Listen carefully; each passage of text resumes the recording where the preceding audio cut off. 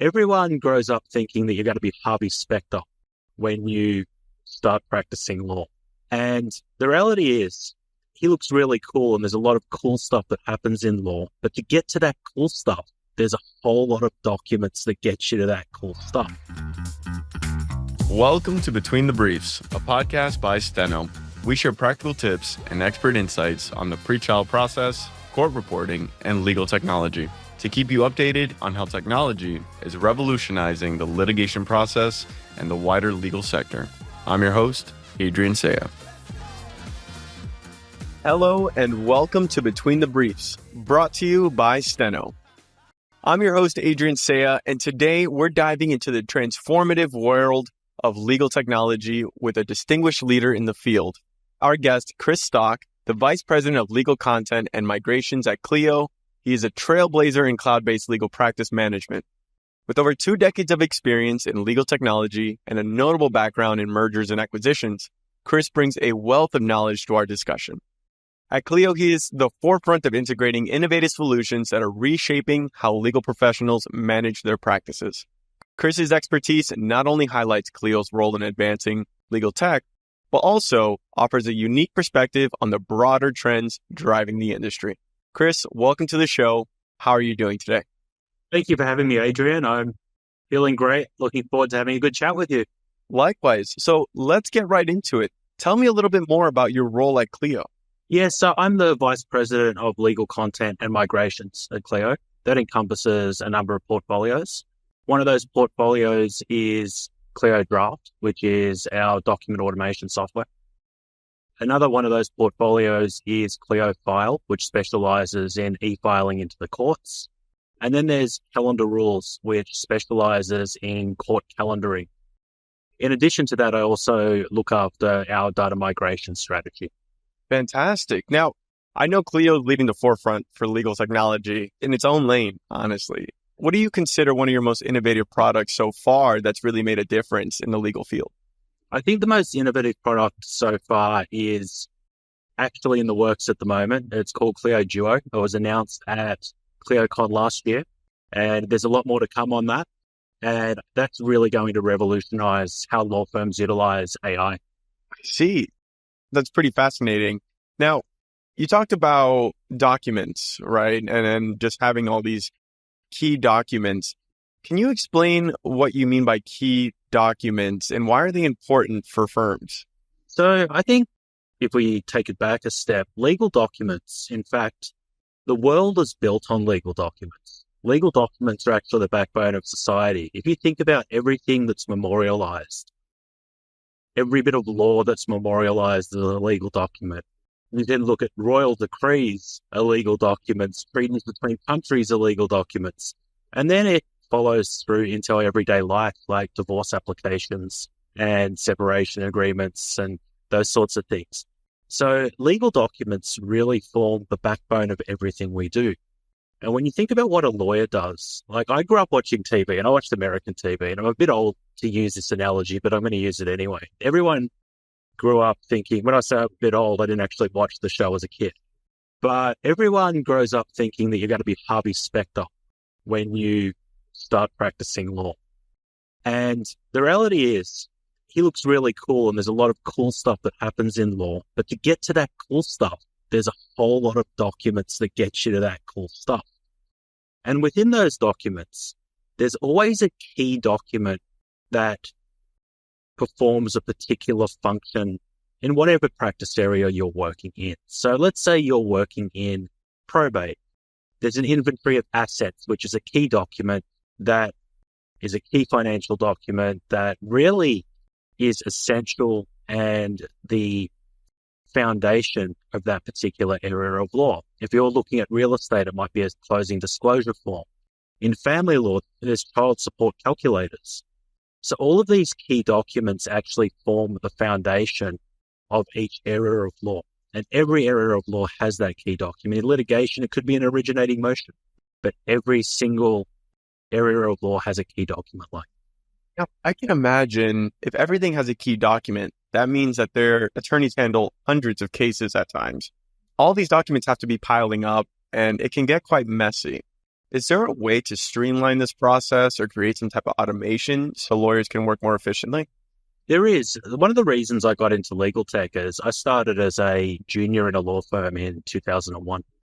And because I was the youngest in the firm, that automatically made me the tech guy. I made it my mission to make things a lot more efficient. And I was doing conveyancing in Australia, and I found that every time I opened a new document, I had to cut and paste or copy type over somebody else's information from a previous matter. And that became really risky. So that got me interested in document automation software and document library software. So we can really help people become much more efficient. And that falls under my portfolio with Clio Duo, where we offer libraries of these templates so that they are pre-prepared and the basic case information can be merged into those documents to cut down on risk and also to make sure that you always have everything that you're looking for in one spot at the right time. Now, from a tactical standpoint, if I'm an attorney wanting to utilize this type of software and embed it into my system, what person inside of the law firm would typically manage the software so that everything could be templatized and just kind of streamlined to the lawyer directly? Yeah, it depends on the type of firm. So firms range in size. Now, one of the things that we try to do and that I've always tried to do is provide a series of templates that makes it really easy so that a decision maker within a law firm, be that a partner, be that an office manager, can implement software with little overhead when it comes to setup. And that's why I talk about there's a bit of a difference between document automation and document libraries and automation. There's a lot of document automation software out there, but you need to set up those libraries yourself. So what I always advocate for is looking for software that provides you with the libraries, but also the ability to customize things yourself. So in a small law firm, you may have a solo practitioner who seeks simple software that provides the libraries, but an easy way to customize forms themselves. When you start moving into mid-market firms, you quite often have firm librarians who will create entire suites of templates utilizing document merge capabilities. So a lot of different personas, but what I always say is it can be made easy for any persona as long as the document automation software you're looking for comes with an associated library that gets you started. Now, I can imagine that when it comes to this documentation, it's not the same across the board. One document that you file in Florida may not be the same in California. So how do you handle this type of jurisdictional documentation? You know, it's funny. When I moved to the United States, I rolled out forms in Australia and the UK, and I thought it was going to be pretty easy. I thought, we have 7 states in Australia. How hard can it be? It's only 50 in the United States. Now, it turns out that it's not only 50 jurisdictions because things can actually change at county level in the United States.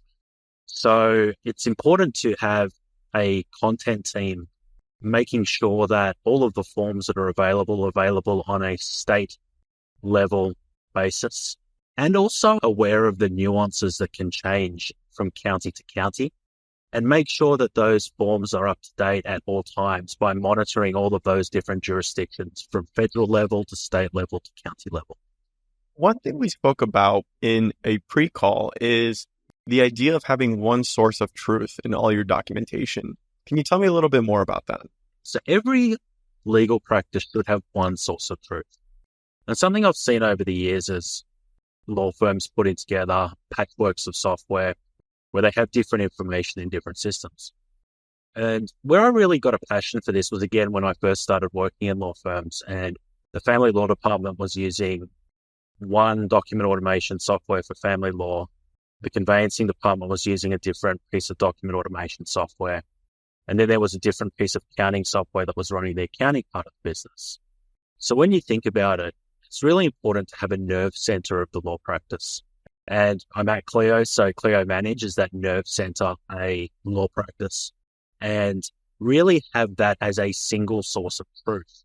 The law firm needs to rely on a single database so that they can then do things like enhance their document automation capabilities, enhance their e-filing capabilities, enhance their calendaring capabilities, It allows for firms to be more efficient. It also allows for real collaboration between people in the firm. That single source of truth is the only way to achieve that. What happens if a firm doesn't incorporate this single source of truth? What does the downside look like? An example of downside that I can give you is when I was working in conveyancing, I had the family lawyer was in court, and the family lawyer phoned. I was the only one in the office that day and said, I'm in court. I left an important letter at the office. Can you go and get it for me? And because we didn't have a single source of truth, I had no way of finding that because I didn't work in the family law department. I didn't know what software they used. I didn't know where they stored their documents. So it meant that that lawyer was stuck that day. It also means that when you have things like audits, legal audit can be a lot more painful if you don't have a single source of truth. If an auditor's having to go to multiple places to find multiple bits of information, there's inherent risk in that. Things can be recorded differently in different places. And if the auditor is looking through multiple systems, it also provides frustration on their behalf and you're likely to get a tougher audit. That is really the harsh reality that if you don't have a single source of truth, there are so many things that can go wrong throughout the business. What good key step a lawyer, attorney, paralegal, or associate could take to kind of implement a single source of truth system into their law firm? To have one database that manages their entire practice. The database should be capable of managing their document automation, their document storage, their time and billing, their trust accounting, and everything in between. We spoke a little bit about how you were an associate or junior and able to manage all these documents. You saw that this gathered some interest for you. You're like, okay, this is something that needs to be streamlined. You saw the future of what it needs to be. For any type of support staff out there, what can attorneys do to kind of empower their support staff in their law firms? Yeah, so one of the things that I found over the years was that there was a lot of nervousness with support staff as new technology arose. Document automation, for example, when I think about when I first started out, there were entire typing tools that you would send off dictation to and they would type up your letters and then you'd get the letter back in a tray with a tape and all those sorts of things. And there was some real nervousness around this automation costing jobs. And what we did in the firms that I worked at was where we had automation making it simpler for the lawyers to automatically generate documents that they were looking to create. We actually moved some of the support staff into what we called revenue generating roles. So those support staff weren't generating any revenue. They were simply running in support mechanisms. We trained them on digital marketing. We trained them on intake. And that allowed them to actually become a value add to the legal practice rather than a cost. And what we found is we were able to generate a lot more business because we had people whose entire job it was to develop business, take on intake, and also learn and master digital marketing in the legal space. One of the things I found over the years is that when law firms try to go externally for digital marketing, quite often they go to digital marketing agencies that don't specialize in law. An example was I was at a round table in New Jersey a couple of years ago, and the question was asked, how do I generate more business? I've got a marketing agency and I don't seem to be getting anything. I said, well, can you tell me about how they've set up your SEO? And when we had a look at it, they'd been set up for family lawyers in New Jersey. Now, this gentleman was in Morristown. So he was spending money because there was also paid advertising as well. So he was spending money to generate leads from all over New Jersey that were very unlikely to come to him.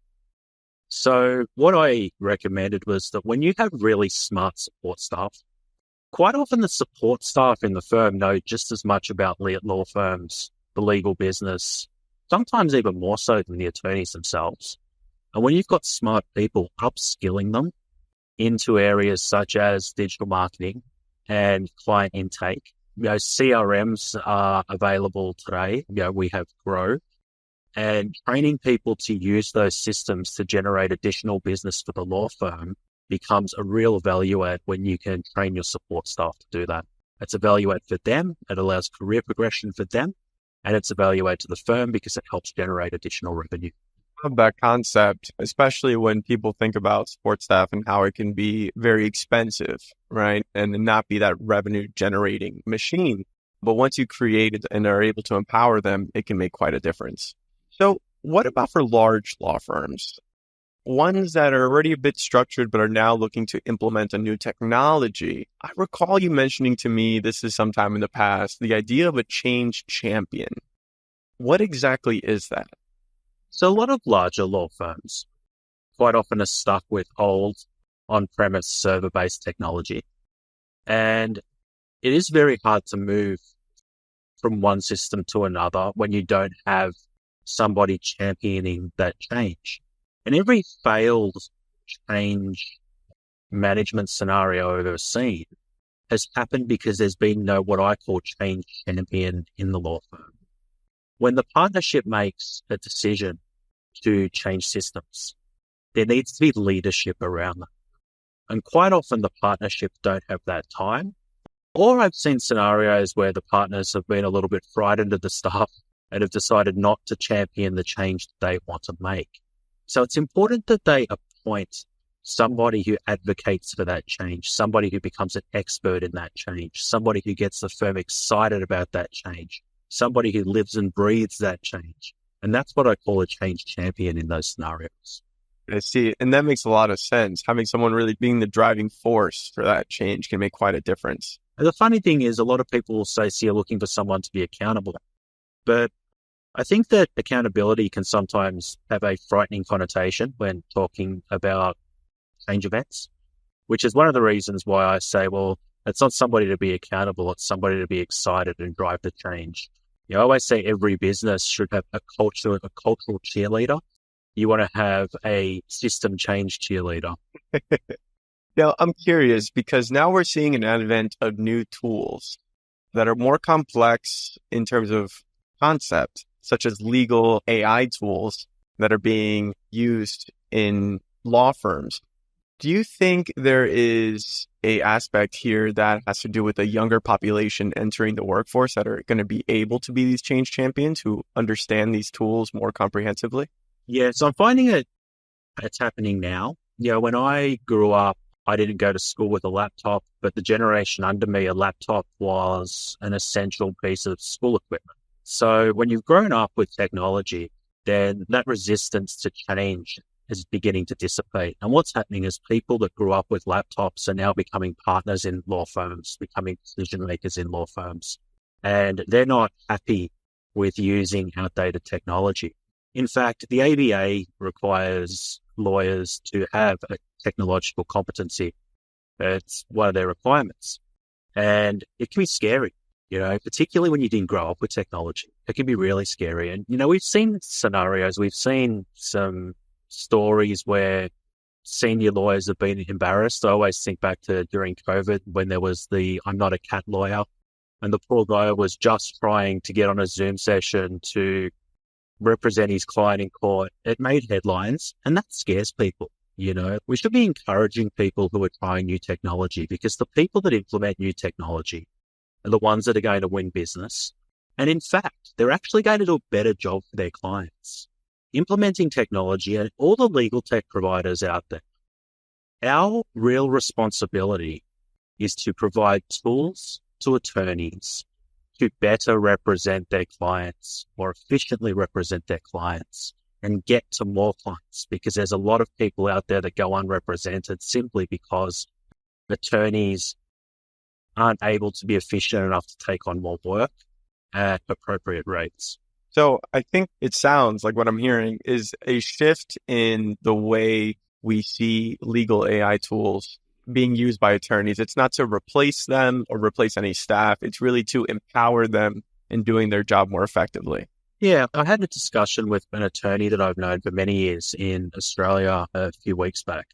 And he told me that he runs a family law firm, and he had previously someone had tried to sell him on the benefits of software with better time billing capabilities.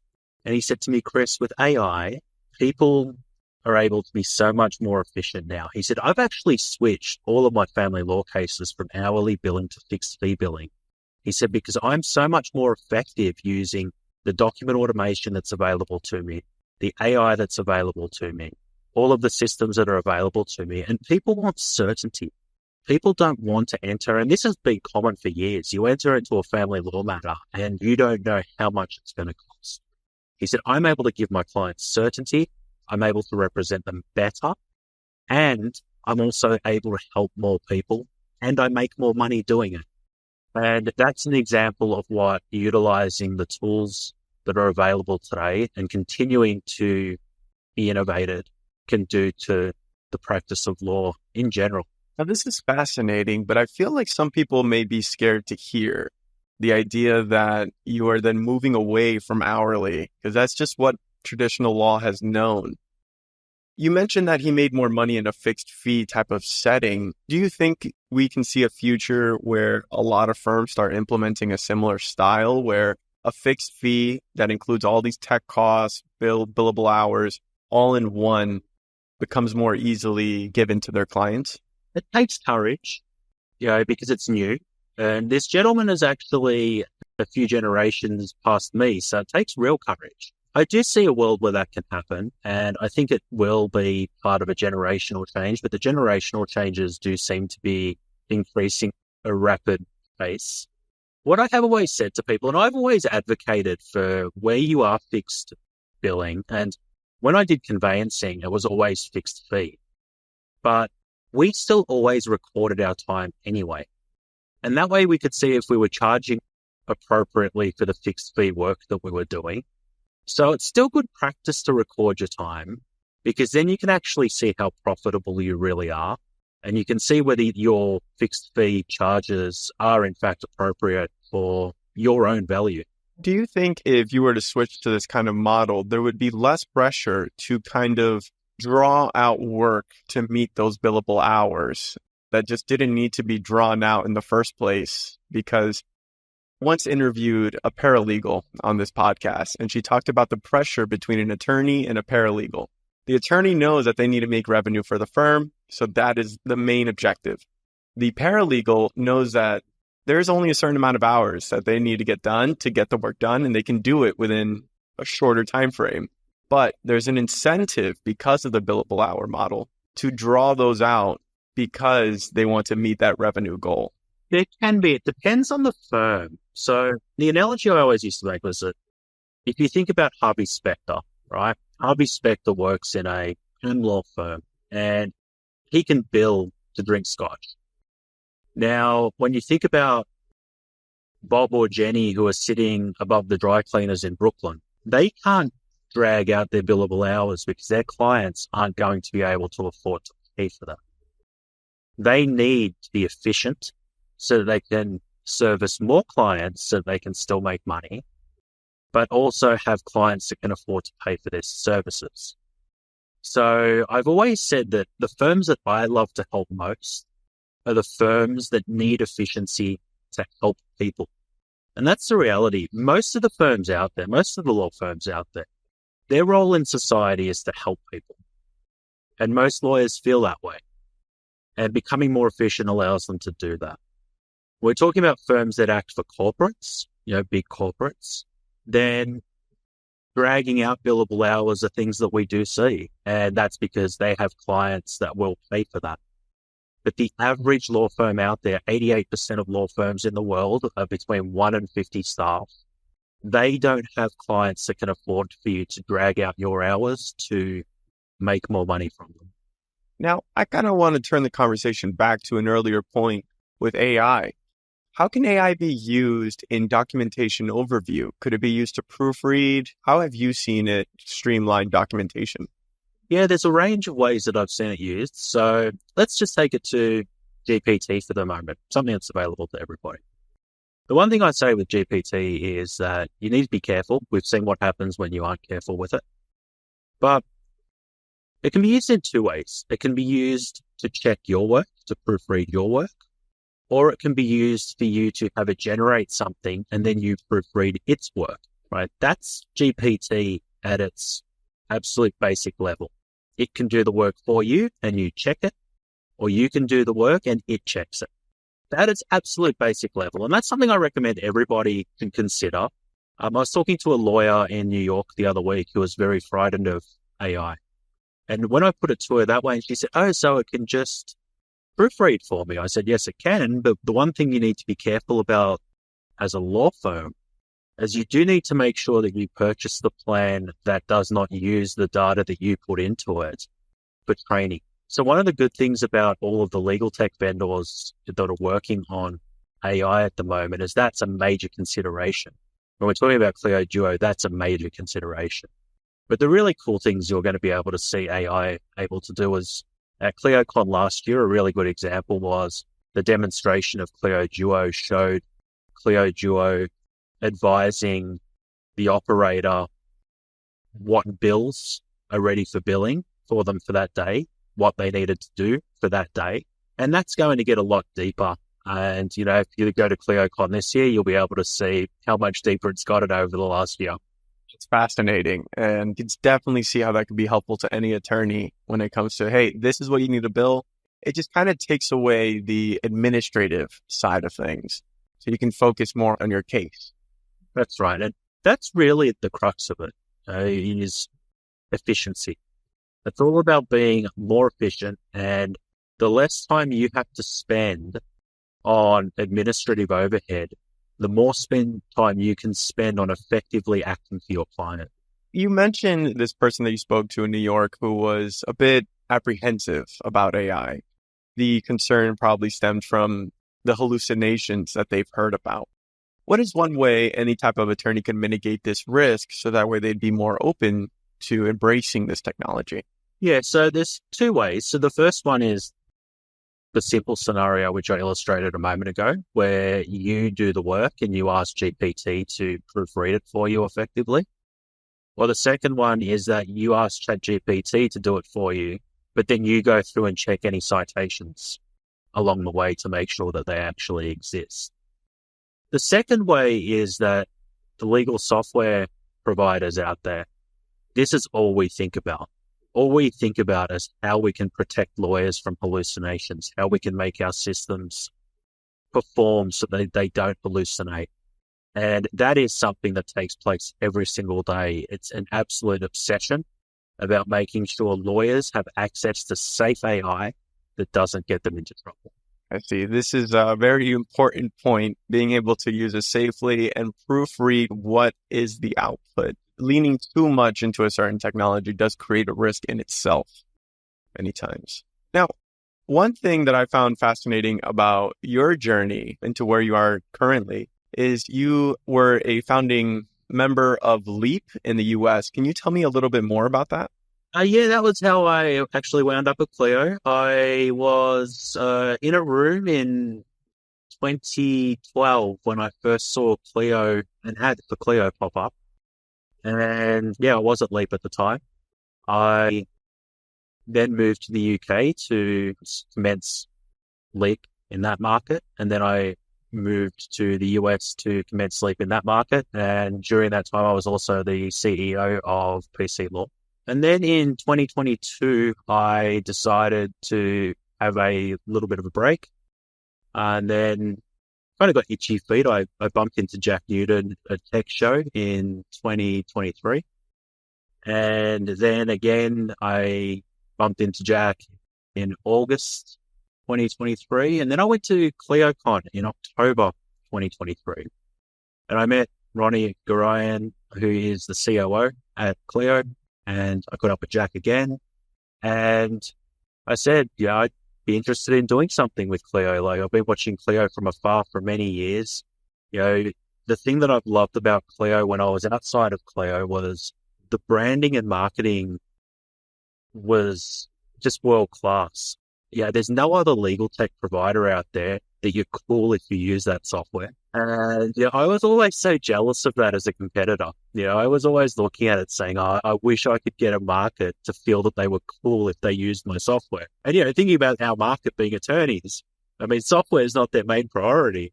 But yet Clio has managed to cultivate this seriously strong, supportive customer base. You have ClioCon every year that has 2,500, 3,000 people attend. So my journey was to Clio via a competitor, but I get all roads lead to Rome, I guess they say. Now, another big part of your journey was your involvement in the SecondU Foundation. Can you tell me a little bit more about what that foundation is and how has it approached your take on legal tech and client services?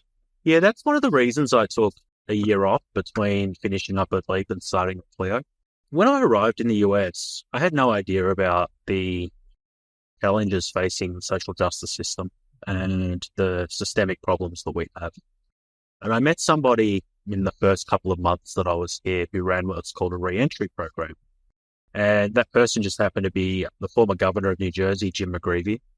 And I gave him software at the time to help him reinstate driver's licenses for people returning home from prison. One of the reasons that people reoffend is because they're unable to earn a sustainable living, and it's easier actually to go back to a life of crime. So what do these reentry programs do is provide legal support and job-seeking support for people returning home, for returning citizens. And then I was at a gym in New York called Complete Body that I used to train at, and I saw all these cameras following a person around, and they all had a SecondU on their T-shirts. And I wonder what a SecondU is. So I went over to the person who seemed to be leading it all, and his name was Hector Guadalupe. And I said, Hector, can I ask, what's this all about? And he explained to me that a SecondU helps returning citizens re-enter society through careers in wellness. And one of the ways they do that is by training them as personal trainers in New York, where you can earn $75, $100, $150 an hour. And that means that you can come home, earn a livable wage, and you can break the cycle of recidivism. And you can break the cycle of, I guess, what I would call familial incarceration. Because quite often what happens is somebody goes into prison and then their kids end up following in the same footsteps and their kids end up following the same footsteps. So what I loved about a SecondU is it gave people the ability to create generational wealth. Somebody returns home from prison and they can earn a livable wage that actually allows them to afford rent. Then they build up their credit score and it allows them to purchase a house. And then their children have inheritance. And then their children have inheritance. So for every one person that we help generations of people. And that's what I really loved about a SecondU was it wasn't just getting people back into society. I was getting people back into society and breaking the cycle of recidivism. It's fascinating and very important, I think, especially in our U.S. culture and the foundation of our society. Now, tell me, has your experience at SecondU influenced the way you do work today at Clio at all? It has. I have a very strong social justice bone in my body these days. And, one of the things is I think Clio has influenced me just as much as a SecondU have. When I was at ClioCon for the first time in 2023, there was a large contingent of people involved in reentry there. Keynotes around reentry. And I just looked at Clio and I thought, you know what? This is where I need to be. Jack did a speech about what he calls latent legal services, which is about $1 trillion in legal services that go unserved every year. And these are people who are unable to get access to legal services. And at ClioCon that year, the legal aid app for Clio was announced. So I think that what happened is, yes, SecondU influences me every day, but I've arrived at a company that shares the exact same values and the exact same morals and exact same passion for access to justice, which is, again, one of the reasons why I'm so happy being here. Fascinating. And honestly, I think it becomes such an important part of who you are and the work that you do and how it influences people. It becomes a domino effect. Yeah, and that's what we try to aim for. And, it's funny, during my time at a SecondU, I've been prepared to talk people through why they should give people a second chance. But I've never had to do that. I think when people actually see the difference being made by others, they understand, and that does start to create that domino effect. It's our actions, it's not our words, our actions create the effect. Now, Chris, this has been a fascinating conversation. Thank you so much for joining us here today. And I want to just hand it off to you. Do you have any final thoughts? Anything you'd like to say to the audience? Yeah, I think what I would like to say to the audience is that we're in a world that's changing very rapidly. And we had a big change a few years back where we moved to the cloud. And attorneys were nervous of the cloud back then. And that's changed over the years. As you can see, Clio was the first browser-based cloud provider in the world, and it's the biggest legal tech provider in the world today. So as we move into this next phase of evolution and innovation, I encourage everybody to think about all of the benefits they got when they did eventually move to the cloud, and think about all of the learnings that they had during that. Because we're entering a very exciting time in the world of legal tech, where we're going to be able to assist lawyers enjoy their lives. They don't have to work 100 billable hours a week anymore. There are tools out there now that are going to be able to help better service clients, do more work over less time and make more money. And I would just say, be ready for a world of change that's going to make your life better. That's what we're here to do. That's what we aim to do. And that's why we love legal tech. Love that. And it is such a true statement. Legal tech is here to empower everyone. And the sooner that you're open to the adoption, the sooner that true change can happen. Well, thank you so much, Chris, for joining us here today. Thank you, everyone in the audience who has tuned in. And we hope to catch you on the next one. See you soon. Thank you, Adrian. Thank you. Between the Briefs is brought to you by Steno. To find out more about Steno and how we combine exceptional court reporting and litigation support services to deliver a superior litigation experience, visit steno.com. That's STENO.com. And then make sure to search for Between the Briefs in Apple Podcasts, Spotify, or anywhere else you get your podcasts, and click subscribe so you don't miss any future episodes. On behalf of the team here at Steno, thanks for listening.